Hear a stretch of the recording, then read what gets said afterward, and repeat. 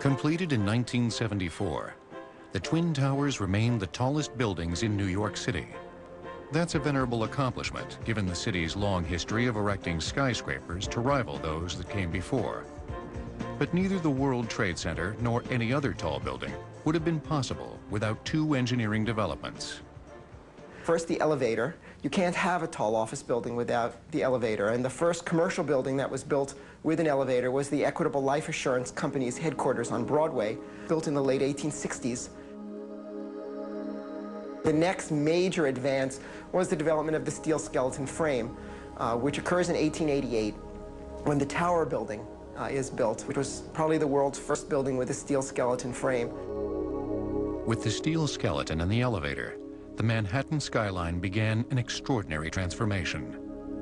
Within only a few years after the Tower Building was completed in the late 1880s, you have enormous skyscrapers being built that were rising 20, 30 stories. These would not have been possible either if the economics hadn't changed, if banking and commerce and trade and the insurance businesses weren't growing. During the first decades of the 20th century, some of New York's most famous skyscrapers were built.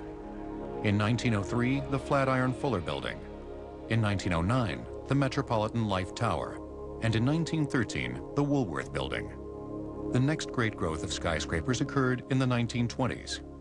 It culminated in 1930 and 31 with buildings like the Chrysler Building and, of course, the Empire State Building, which was the world's tallest building for the 40 years before the World Trade Center.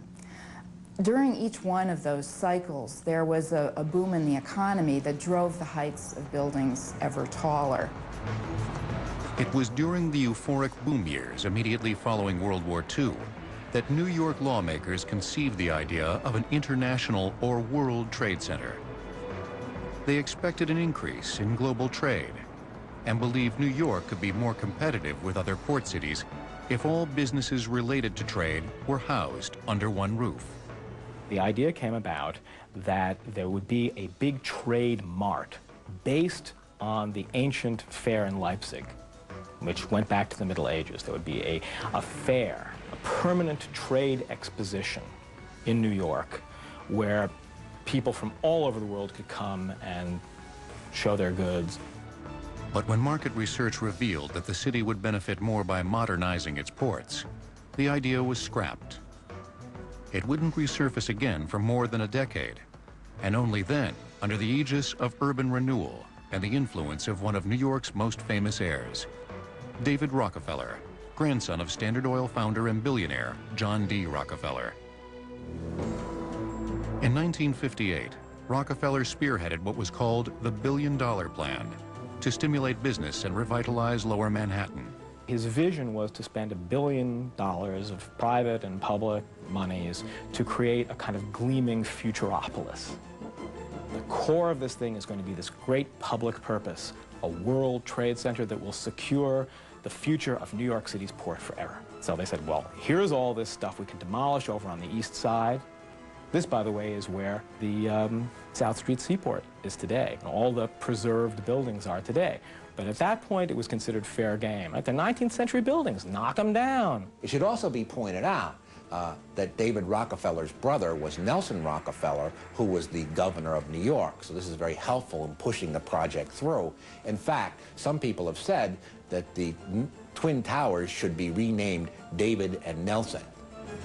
To fund and build the new project, David Rockefeller and his supporters turned to the Port Authority, an agency chartered in 1921 by the states of New York and New Jersey to build and operate any terminal or transportation facility within a 25-mile radius of the Statue of Liberty.